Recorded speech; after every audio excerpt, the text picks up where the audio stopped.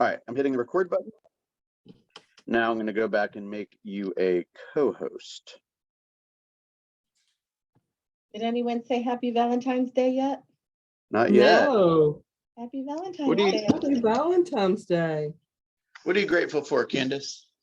I'm grateful that my listing went under contract. Whoop, whoop. Yay. All right. Who else wants to share? Kathy, what are you grateful for today? I am grateful for a husband that's getting through this chemo and radiation and just has the best attitude. Awesome. Awesome. Alec, what are you grateful for? Morning, everybody. So grateful got to go out and hang out with some cousins and go skiing this weekend. I get to see once every 2 years or so. So that was a good time. Where'd you go skiing? Out in Salt Lake City. Oh, nice. Yeah, Nice. so that was a good time. Very cool. But he Okay. didn't get in until 2:30 in the morning. Yeah. Strong coffee Yeah. this morning. However, he is looks to He's on be the fully call. dressed and ready to commit to a good solid day of real estate, right? That's right. Well, we'll say half. Be honest now. Okay. Come on. Yeah, we're mostly there. It's okay. Tracy, what are you grateful for? I'm grateful for being on this call this morning. All right. All right, beautiful. Lorinda, what are you grateful for? Great health, good health, and being on the call ready to learn. All right. How about you? Who else is there? Patricia. Why don't you tell everyone who you are too? Can you guys hear me? Yeah. Hey, good morning. So my name is Patricia Bass, and I'm with Shelter with Kathy and Alec. And I am grateful for just life and my family, and of course, my husband and son. Beautiful. Beautiful. That's you. Melissa. Sorry. Well, I know this might sound strange, but we do all have COVID in the house, and I'm a little grateful for it because otherwise I'd have to go to my regular job, but now I can stay home and focus on real estate in quarantine. So Way to look at the on the bright side. positive. Way to look at the Yeah, bright side. positive out of it. How about you, Ryan? All right, we'll come back to Ryan. How about you, Kathy? All right. I'm sorry, Bill. What did I just? What are you grateful for this morning? What's the question? What are you grateful for this morning? All right, we'll come back to you, okay? All right. Kathy Vitali and her team are on the phone today, or on the Zoom today. Bill, what are you grateful for? I'm grateful for my kids. We had a fun day of like going to this party, to that party, to this party, to that party. And it was nice and fun to be a part of that. So thank you for asking. Okay, we've got some special guests on today. Kathy Vitali, Patricia Bass, Alec Jones. This is our the majority of our Shelter Home Mortgage team. And I just wanted to plug you guys. I know that you work tirelessly for our agents and on the deals that you are a part of. And you also work very hard on the deals sometimes that you're not a part of. And I want everyone to know that these are not just like some random people that we encourage you to use them for mortgages. Kathy and her team for 15 years or so have been a backbone of this market center and have financed many of the things that you guys enjoy each day. And more often than not, they are not recognized for that. And I just want to take a moment to thank you for your help, for your contribution, for your getting in front of the room and teaching and contributing and all the events like Red Day and all that type of stuff that you guys are such a big part of, and taking us to family reunion and all that. So I just want to thank you for your partnership and give you an opportunity to talk to us a little bit about the good faith estimate and the lender sheets, or lender fee sheets. So this is a topic that I believe we don't really talk enough about. I believe when a buyer gets to us and they say, oh, your buyer's pre-qualified, let's go out looking for homes. There's a good bit more that needs to happen between that. And in my opinion, I always felt like I was really in tune with that process, right? I want to know what type of loan the buyer's getting, what their down payment is. I want to know if they're like marginally qualified, so to speak, right? Or if they're a slam dunk. I want to know what type of closing costs they're going to need to anticipate, either paying themselves or requesting. And that the more information I know, the more I can do from a preparation standpoint, and I can be intelligent in my conversations with them throughout the process. So we've had some questions recently about these types of documents. And so Kathy, I want to give you an opportunity to kind of give what are they from your perspective, and how can we team up with our people to make sure that they're using them appropriately. Thanks, And Bill and I Kathy? actually, can you, yes, Hey. can you hear me? Kathy, yeah, before you get started. Hey, come and say hi. Look who we have here. We have a couple of special guests. Robin, you want to say hi? We're learning about the fee sheet today. And the good faith estimate. Hey, Robin. How are Hey, the amazing Robin. rock stars of Hey, Roswell Robin. and see? Good morning. All right. Everyone's on their best behavior today. Even Alex. Before we get started, I just wanted to say that oftentimes when new agents say, what do I do now? I have a buyer. One of the things that I say is it's really important to, before you write an offer, to talk to the lender to make sure that the numbers that you're putting in match. For instance, if you say you can get it closed in 2 weeks, better call the lender and make sure that can happen. If you are if you don't know what kind of loan contingency to do, you better call the lender. So that's a conversation that needs to happen primarily before you go out with your buyer in this market. Yeah, 100%. 100%. And when we get into that highest and best, and we're like, okay, well, can you do the appraisal in 12 days? Or can you do the financing contingency in 10 days? Don't just say yes, check with the lender, right? And if you've never worked with the lender before, you need to essentially interview them, right? Hey, I want to make sure that I'm fully aware of what I can expect from you, right? Because I've had many instances, particularly with internet lenders, where they're just not capable of doing a loan in 2 weeks, right? They're not going to have enough information, Right. and therefore it's going to put you and your prospect, or you and your client, at a certain amount of risk. By the way, this is Ann Scroggins. Hey, Ann. Hi, nice to meet you guys. Longtime agent, been with Keller Williams at our office before, and is now coming back. So welcome aboard. Thank you, thank Welcome you. aboard. I'm You can have a excited. seat if you want. Thank you, appreciate that. Okay, Kathy, you are a co-host. Take us away. Can you hear me? Everybody good? Yes, ma'am. So Bill and I were talking as he was setting up. Lenders are all not all equal. Pre-qualification to me is a discussion.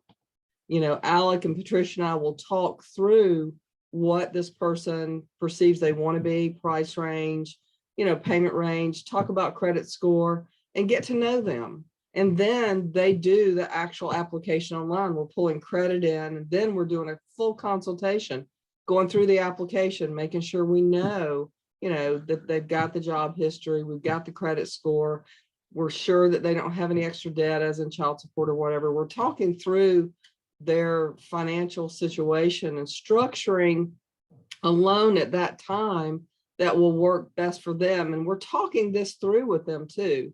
It could be a first-time home buyer and they're thinking, well, everybody said I have to go FHA. Well, actually there's 3% down conventional or 5%. So we're looking at different scenarios with them and talking through, if you go this way, this is your cash, this is your payment, and we're giving them worksheets. And then it's pre-approval. And guys, you're not going to get anyone under contract if they're not underwritten or pre-approved. And we do both.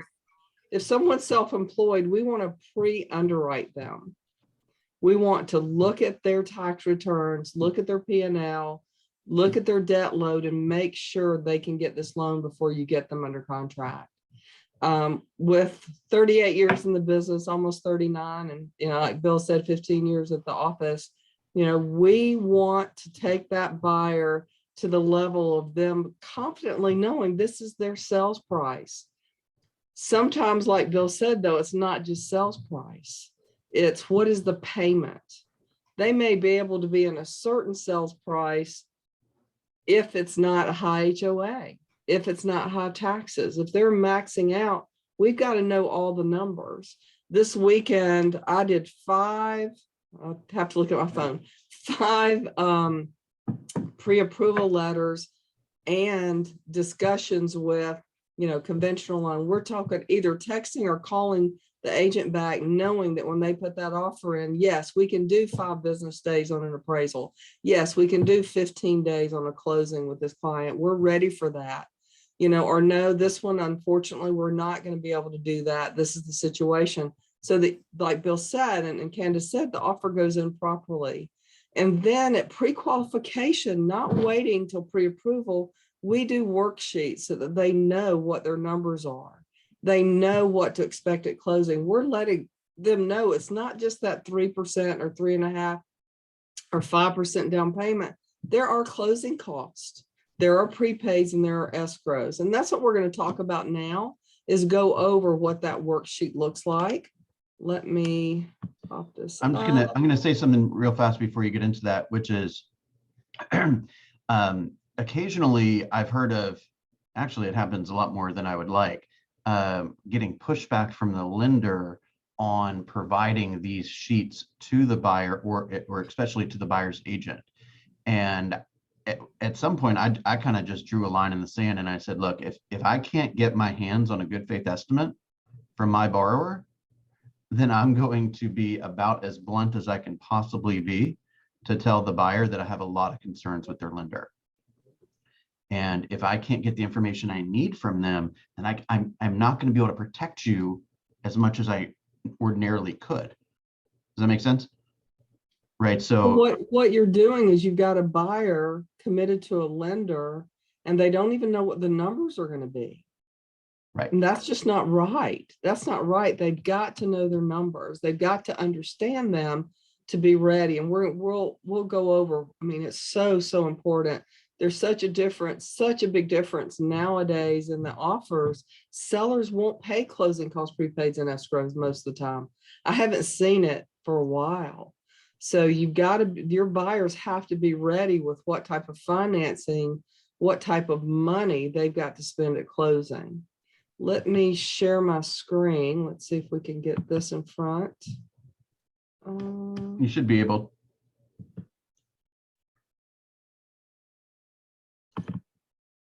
Can everybody see that? Yep. So this is our worksheet. It's a little bit different, and this is a real person that actually is under contract. It's a little bit different than what you're going to see from some lenders, but it's all the same information. And so going through this at pre-qualification, and then once this is actually an option this weekend to lock in, and I'll show you why I gave 2 options because of what they're going to see. If you look at this top left box, this loan parameters, you're going to see the FHLMC. It's a Freddie Mac loan.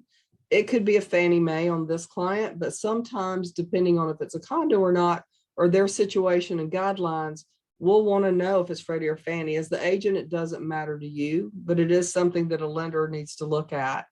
This was a $432,500 sales price. They're putting 5% down, so loan amount $410,875, and they wanted a 3.99 rate. So I said, fine, you can get that, and I'll show you what the cost is to get that. And we'll go through that. A lot of the buyers right now are in shock because when they pre-qualified a couple of months ago, they were at like 3.25. So now that they're getting under contract, they're seeing a difference in rate and it's seeing a difference in payment. So the lender really needs to talk through what their options are. If they want to get a lower rate, they can buy it down. financially, sometimes it doesn't make sense, but then, they've got to make that decision. It's their cash, it's their payment. Most people think they're going to be in this house for the remainder of their life. That's what we hear all the time. We know that that's not typically true. So we try to talk to them about that 7-year window. But anyway, in this first box, you see the rate at 3.99, but then you see the APR at 4.324. The APR is actually telling them, what are you spending to get this rate? What does it cost to you in closing costs the first year of the loan to get the rate? It's a very important number. Back when the lending industry was more insane than it is now, lenders would give that rate of 3.99, but they may charge them 5 discount points, $10,000, $20,000 in extra costs. So the APR might be like, 15%. And unfortunately, the industry was taking advantage of that, giving the low rates, charging the costs associated, because the loan officers back then could make commission off of every bit of that. They could make that as their income. That's no longer the fact. If you look at the worksheet, you know what this has, let's see if I can do this. Okay. If you look at the worksheet, you see this number, the blue number. Can everybody see that? Yes. Okay. That's your closing cost to get that rate. It's going to cost them $2,950.08 in discount points. We are a no origination fee, no discount point company. So just like Keller Mortgage advertises, we can save someone $3,000 at closing. What they're saying is because they don't have to pay discount points or origination fee, then we could save them that money, because we're not a broker, we're not a Rocket Mortgage. We don't have to make the discount point origination fee to make our company's income, but we do have to get it if it's a certain rate. So look at this box, look at the closing costs. When you've got a home, whether it's $100,000 home or $1 million home, the appraisal fee is the same. The credit report's the same. The flood search the same. The tax service fee is the same. Our lender fees, this is our underwriting and document prep fee blended into one. For jumbo loans, it goes up to about $1,400. So it's very similar. Then you go down and it's recording fees. Every loan's the same. Georgia state fees the same. The intangible tax will change per your loan amount. Recording fees are the same. The state tax deeds will change per loan amount. Then these are real fees. These are O'Kelly and Sorahan fees. They're hard attorney fees. The thing that fluctuate the most is going to be the owner and lender's title. So what I try to explain to agents, even though they may only be borrowing $250,000, versus $400,000, a lot of these fees are solid fees, no matter what the loan amount is. So to get that rate of 3.99, they had to pay above the standard closing cost, $2,950.08 to get that rate. All right. They're going to see the payment. And this one, we pulled a real tax bill. We estimated the homeowners insurance. And because they're putting 5% down and they're not building into the rate, they have private mortgage insurance, government default insurance. And for those of you that have never purchased a home, that insurance only protects the lender upon default. So if this buyer went into default and they went into foreclosure, this insurance company would protect the lender upon losing the net equity of that house. And then of course the principal and interest. So this is the payment that they can project at that rate. The orange number here, that's the prepaids and escrows. They're going to have to set up, they do have city and county taxes. They're going to have to set up escrows. Now, this is a 7-month escrow, and we explained to them the seller's going to pay, since it's a March closing, the seller's going to pay for you, to you that day off of these numbers, the January and the February escrow for taxes, and then the 9 days in March, because that's when they own the house. So even though these numbers are here, it'll go down a little bit on the net money at closing because of that seller credit, but we don't put that on here. Homeowners insurance, they have to have 3 months of escrow and 1 year in advance always. Interest, they're closing the 9th of March, they own the house. They have to pay the 23 days of interest, but then look at this. Their first payment's not till May 1. So mortgages are in arrears. You're always going to have that delay in payment. They're not going to have a payment in April. And that's a good discussion with your clients when they're saying, well, we really, we have rent on this month, we really don't want to close till this month. Well, guess what? If you go ahead and close, you got a month leeway in arrears. So you really probably could buy a house a month earlier than you think. And we have that discussion with the clients also to try to help.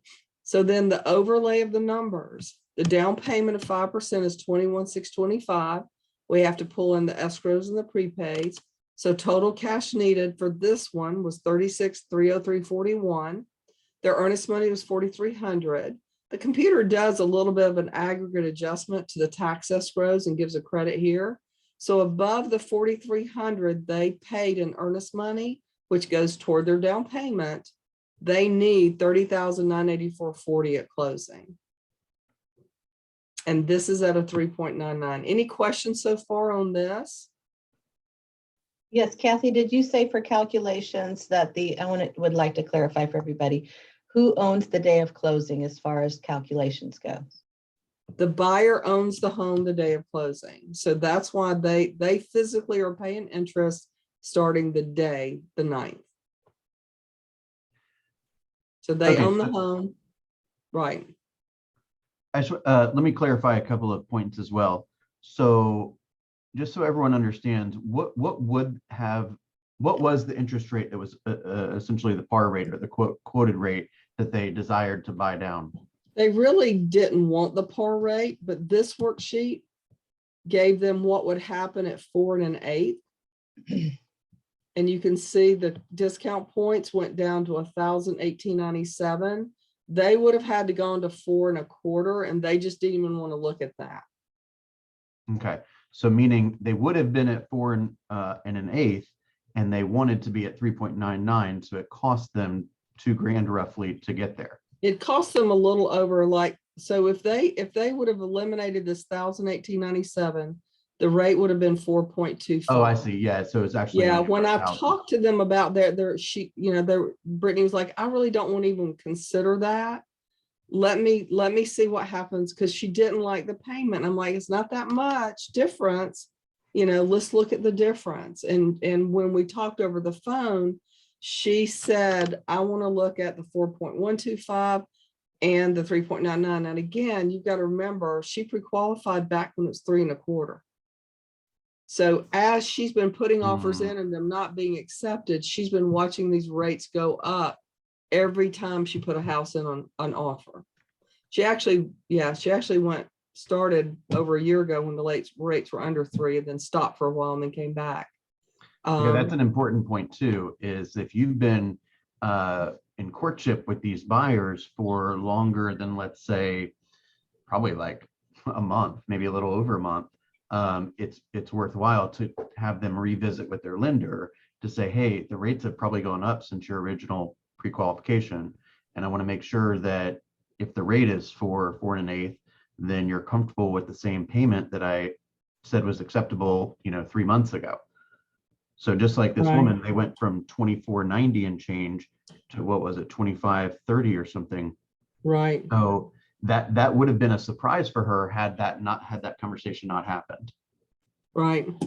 And this is the key. And that's, again, if you talk to someone and it's been a little while and, they're not even pre-qualified yet, they're, still considering it, getting these payment options from a lender for them, getting the numbers to them and updated so they really do know what the payment's going to be, because some people are having a little shock with what the difference is. I mean, if you look at this, $2,950.08 is the discount points for the lower rate, right?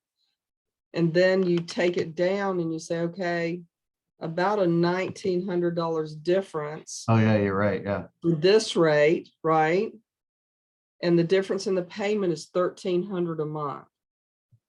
So, I mean, $32 a month. So you're looking at 59 months. That's what I tried to explain to her. You're going to have to own this house for 59 months before you actually make up the money you're spending here to get that rate down to 3.99. And then you're saving, of course, the $32 a month over the life of the loan. So again, her thought pattern is, I'm going to have this house for 30 years. I'm never moving. You know, who knows? Maybe she'll be one of the people that does Yeah, I'll that. bet you anything you want, she won't have this loan for 30 years. I know. But the key is she's, you know, she thinks that. So she's got to have the numbers to circle around that in her head. And Right. that she was seems the to be key. making a decision, which is okay, but she seems to be making a decision more on the monthly expenditure rather than the financial Exactly. long-term, more advantageous way. So Exactly. and you never know what your client is more apt to, which one they are kind of more in alignment with. And so that's why showing here, will you put it back up real fast? Yep. That's why it's so important to have these detailed conversations. Kathy, can you also just mention briefly, can you explain owner's title and lender's title, please? I can. So looking at this, you've got owner's title. It's optional. Owner's title protects the borrower as long as they have the loan for many things against the title. Again, as attorneys will explain, you know, the title searches are done and they try to be very thorough in them. They're, you know, as thorough as they can be, but it doesn't mean they're going to catch anything and everything. And I'll tell you one instance I had years and years ago, a house on the lake. A friend of mine was buying it, single, and she said, I don't want that owner's title. I'm not going to spend that $1,000. I said, you know what? As your friend, I'm going to buy it for you. And as her lender, I bought it for her. You know, I said, you just never know what's going to happen. Within 30 days, she got a call from the attorney. The sellers were scammers. They actually had bought the house. This was back when flipping was very, very common, where people would buy and flip. They bought the house. They were flipping it. They went in a week before closing, knowing that the title had already been run by the attorney, and got $175,000 equity line. And they were doing this all over Atlanta on high price range of homes. Well, guess what? The $1,000 that I paid for her as a gift at closing, she ended up writing me a check back because it saved her not having that as an expense to herself. The insurance covered it for her. Wow. On the title.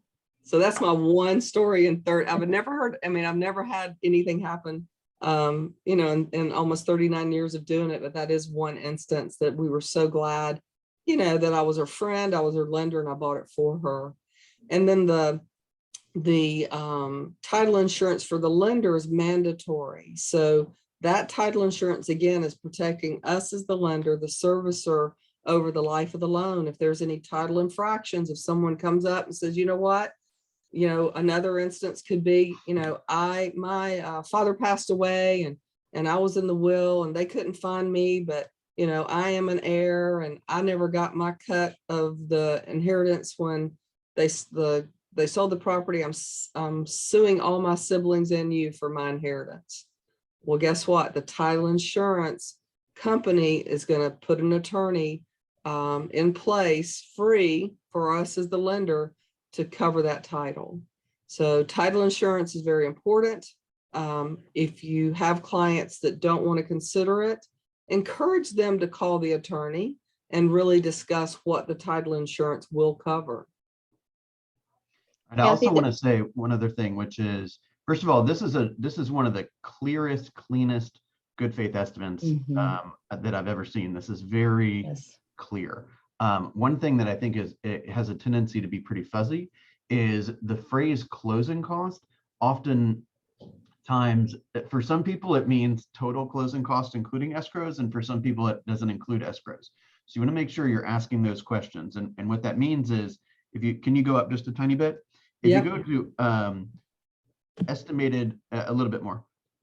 So estimated prepaids and escrows, that's what you have to put into the escrow account, which is made up of insurance and taxes, So when those bills come due, the money is already in the account and can be taken out of the account. So for example, if the tax bill is $4,500, the buyer is putting an estimated 1/12 of that payment in each month. So the money is there when the bill is due. So that is $5,066 and change. The other, go over to the closing cost side on the other, go down just a bit.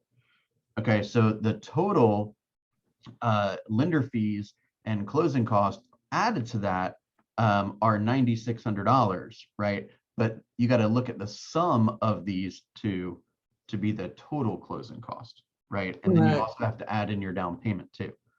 Right. You Which got to is really right back watch the numbers because they can really add up. And your buyer, if they're thinking down payment only or closing costs only, they're going to be under contract and get a worksheet and find a $5,000 surprise. That's right.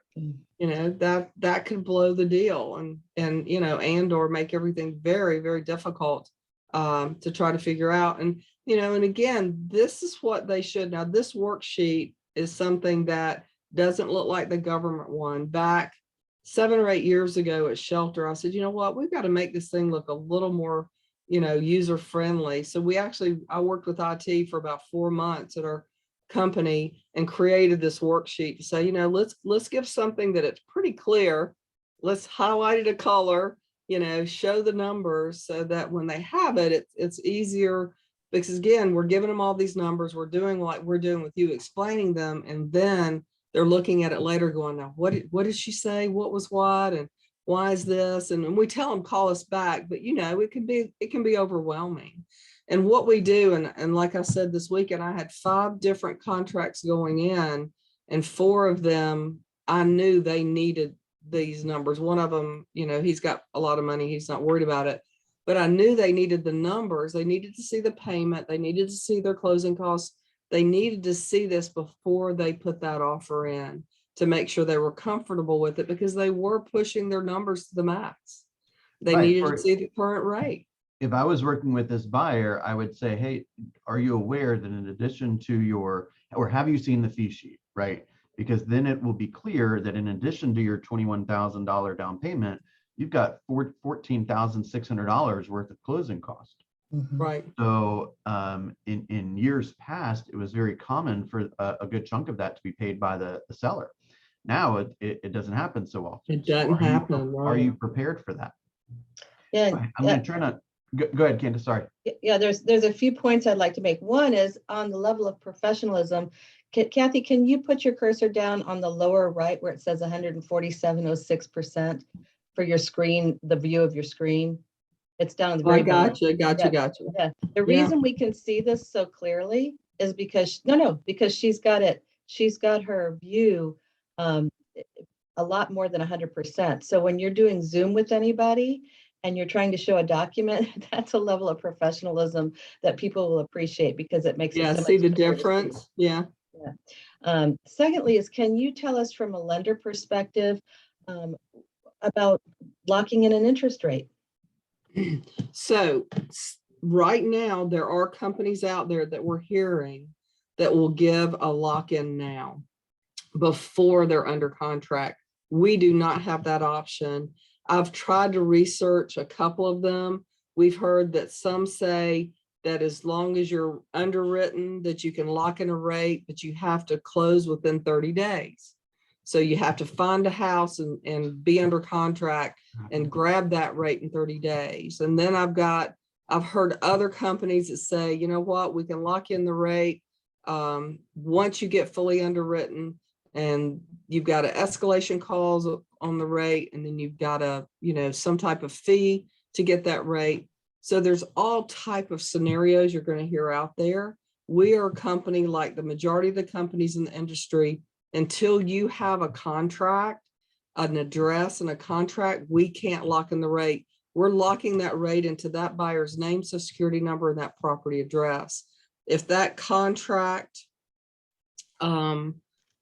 goes bad, if that contract falls over, we can't use the rate on that house. It doesn't flow over to the next house. Thank you. And then one more thing is, no matter whether you're representing the seller or the buyer, for instance, if you're representing a seller and you receive a contract on a listing and you talk to the buyer's agent and they have never worked with the lender that the buyer is working with, they don't know anything about them. I strongly encourage, everybody strongly encourages that you at least ask them to talk to Kathy, Alec, and Patricia, to just compare and make sure that they are a viable candidate for your seller before you lock them into any kind of contingencies. As a buyer's agent, when you have a buyer who says, "Oh, I have my my loan through, I'm going to say brand X," and you can't get a hold of the lender. You don't know anything about the lender, I encourage you to ask them to talk to Kathy, to talk to Shelter, because sometimes you can save you and your buyer an incredibly stressful experience and turn it into one that's seamless and as seamless as it can And be. we do that, Candace, we do that a lot. So we'll get agents that always say, can you just look at what they have and just see if you can take this over. And again, some of it's due to the fact that they know we're going to be in the game with the whole process and we're going to be on top of it. Our appraisers are the best of the best. So if there's a tight appraisal, they know that you're going to have more than likely an opportunity to get a good appraisal with our appraisers versus the internet lenders, the Rocket Mortgages or even the Keller Mortgages that use those big appraisal AMCs. But even if we're not comparing to try to get an opportunity, we still will look at those worksheets with you and your clients. I have all the time where people are buying new construction, they're going to get, $5,000 from the builder. It's going to be very hard for us to give that, as a lender, if the builder is giving it. But we'll look at that lenders that they have, their approved lenders or their own mortgage company. We'll look at the worksheet and just confirm to the client, this is really a good deal. They're not escalating that rate just because they can. Right.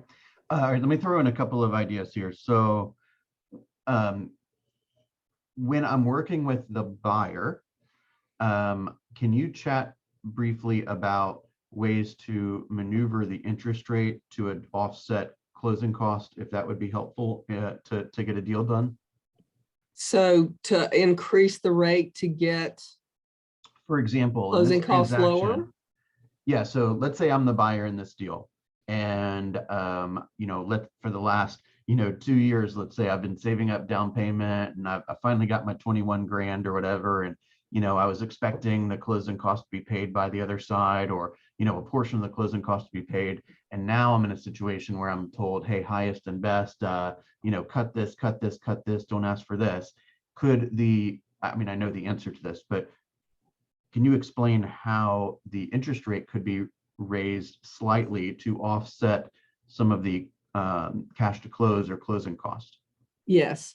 So if you look at this, which we did the higher rate to get the closing costs lower, you keep taking this rate up and this fee will go away. Like I said, at 4.25, you take it up to 4.5, and you're probably going to get a credit of about $2,900 versus a cost. So you're going to take the $2,900 off as a cost and actually take it as a credit toward the closing cost. And I'm just guessing, Bill. I mean, unfortunately, the mortgage backs right now are very tight. There's not as much room as there used to be in credit. But yes, the rate and the closing costs are attached. If you hear someone quoting right now 3.5, they're going to have more closing costs. They're going to pay in discount points and or also origination fees to get that rate. But if you see a 4.75, it could be they have terrible credit is one reason, or you can see you could possibly see no closing cost, because as you have costs associated with the rate to get a lower rate, you can get what's called premium credit to eliminate or lower the closing costs at a higher rate. Okay, so let's play a scenario there. again, I'm a buyer. I'm being told that I have to submit up my highest and best. In many instances, if you're going to ask for the seller to pay closing costs, that is not particularly attractive to a seller. So I want to eliminate I want to eliminate the fact that I need closing costs by not asking the seller to pay them, right? I don't have access to, gift funds or something like that, right? So I could voluntarily take a higher interest rate, so that my closing cost contribution is way lower, if Right. any at all. And Right. then theoretically, I win, I go ahead and buy the home. Yes, it's at a higher than market rate, substantially higher than market rate, but I could deal with that later when I don't have multiple offers. I can refinance in 6 months or a year or something, right? Correct. You can, yeah, You're you gonna can. have to pay the cost all again. But Yeah, with these rates, I mean, even if somebody ended up with a 4.5, a 4.75, I mean, historically, that's just a low rate. I mean, I have people calling Yeah. me all the time now wanting to refinance and they're at 4, and I'm like, no, you're going to throw away equity and closing costs. Will it sound better and the rate look better? Yeah, but do you want to spend $6,000 to get that? You just don't. exactly. Now, Candace, you kind of started to allude to this a second ago and I know that this may be sort of controversial, but I would never, ever, ever have a seller sign paperwork unless I got a chance to speak to the buyer's lender first. Absolutely, So I want to absolutely. speak to the buyer's lender. I don't care what the pre-qualification letter says. I want Right. to chat with them. I want to hear their voice. Hey, your client, the Joneses, submitted an offer on my listing on Hill Street, and I just wanted to check in with you. How far have you gotten in the process? Right? Have you seen tax returns? Have you seen pay stubs? Do you have any cause for concern? I'm not asking what their social security number is. I'm not asking what their credit score is. I don't care. I want to hear the tone of that man or woman's voice when they answer my question. Do you have any reason to believe that this deal is going south based on the borrower's ability to finance this home? Bill, Many what times, we, yeah, many times Bill, you'll say, nope, not worried at all. Say, thank you. See you at the closing. yeah. But if What they're we like, do is oh gosh, the Joneses, yeah, I might pick another offer. we do Or a let me letter. rephrase that since I'm on camera. I might encourage the seller to pick another offer. We actually do a letter, an email goes out with our pre-approval letter that tells the listing agent that this poor buyer has been completely vetted, that we've either underwritten or pre-approved them fully with all documents. It also tells them about our appraisers, that we have the best appraisers, in the area, that they're local, they're hands-on. But what we always ask to do, as soon as that offer goes in, we ask the buyer's agent, do I have your approval to call the listing agent? So we're not waiting on the listing agent to call us. We're calling the listing agent, and being in the business as long as I have, some of them I know, which is great. That helps, give a better level of confidence. But when we call the listing agent or text them to talk to them, it's amazing how many call us back and give us more information than they even gave the buyer's agent.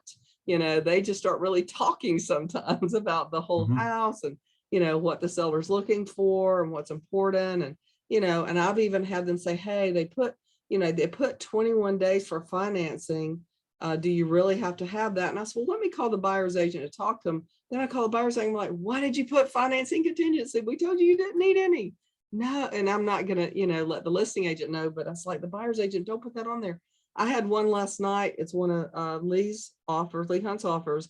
We had already underwritten and looked at it, no financing. They were putting 20% down. We ran the automated system. There's no appraisal. So she's going in as strong as a cash offer because we took that time. And now as soon as the offer goes in, I'm going to call the listing agent. I'm going to introduce and try to get to know. It's building that rapport, Yes. we're your team. You do have a team and we're part of it.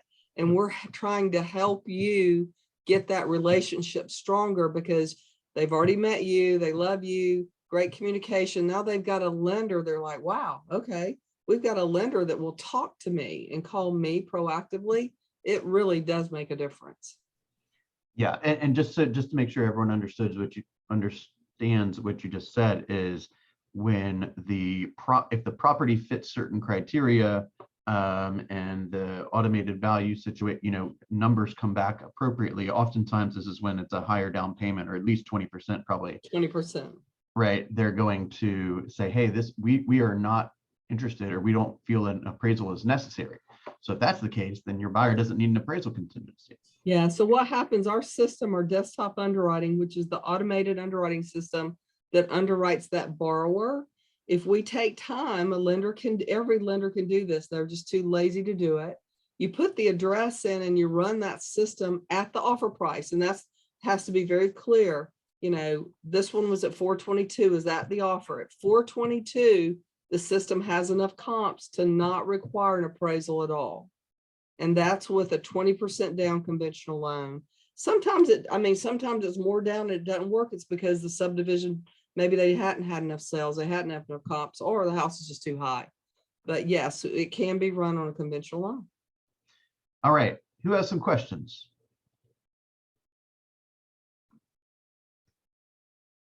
Wow. Kathy, Bill, I you're was gonna say, I don't pretty really have good. any questions, but Kathy, that you're amazing, and this was very helpful. Well, listen, Alec and Patricia and I, especially you guys that are having your first closings, when you get that worksheet, call us. If the lender didn't explain it to you in detail, you call us, send it to us, and we'll do it for you. We'll go over it with you.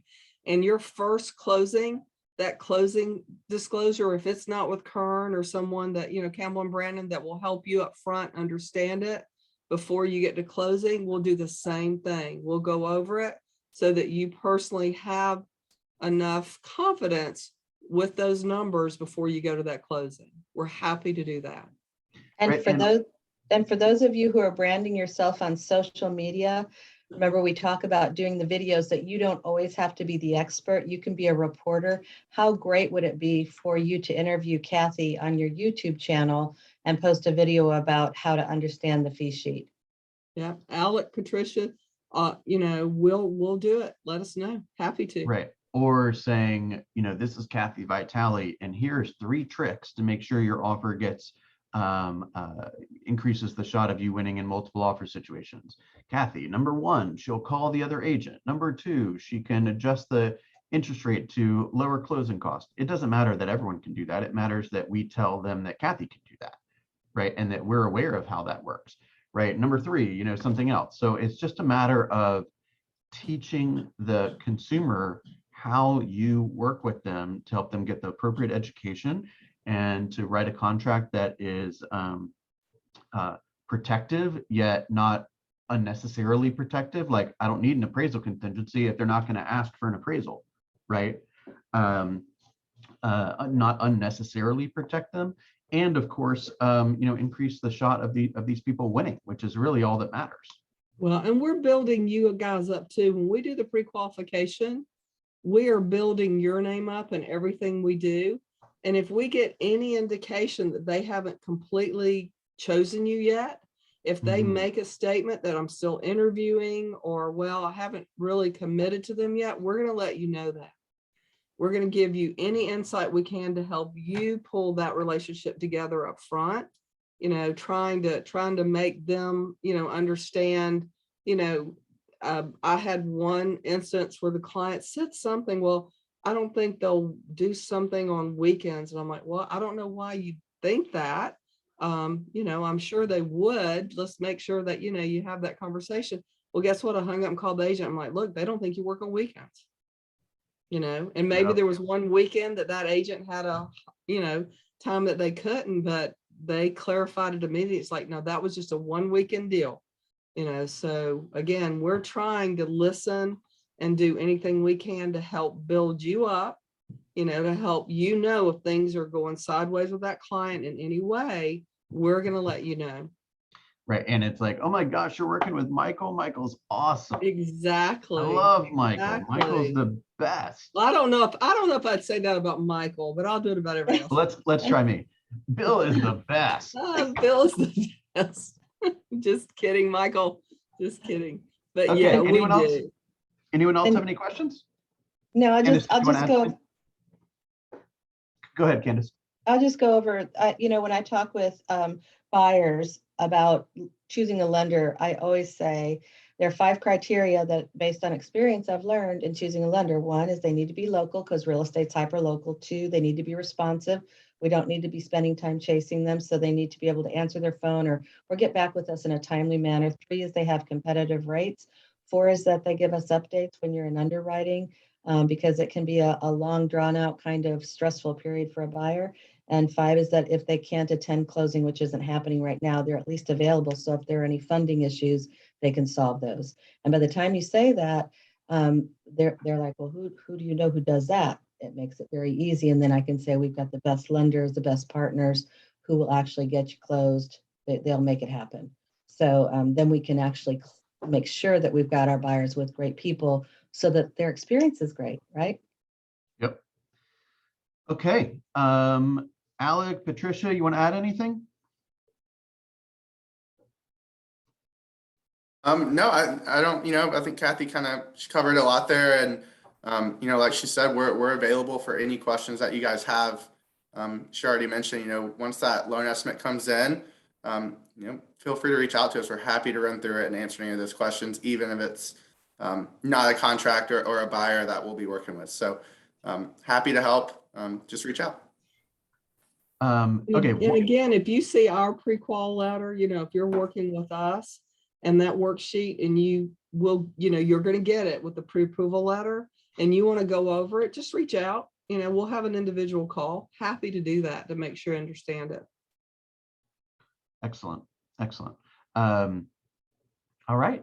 Let's call it a day. I know we ran a little over today. Don't forget, guys, we got a couple of Southeastern Education System classes this week, 1 to 4 on Tuesday and Thursday. That is building your rockstar team with Ray Wayne, who's a long time mega agent out of LA with KW. She's on the master faculty. That is Tuesday and Thursday, 1 to 4. And don't forget, we are not going to be having a morning huddle on Friday for those that are traveling to Orlando. Kathy, Alec, Patricia, thank you so much for preparing for today and making yourself available in the morning. And as always, if you guys have any questions about the specifics that we went over today, or you have a question that maybe you didn't want to ask publicly, reach out to Candace or myself or Kathy and her team, and we'll be happy to get you that information. Y'all have a great day. See you in Happy the morning. Monday. Happy guys. Valentine's Day, everybody. Happy Bye. Valentine's, everybody. Thank you, Kathy. Thank you, Bill. You're so Bye-bye. welcome.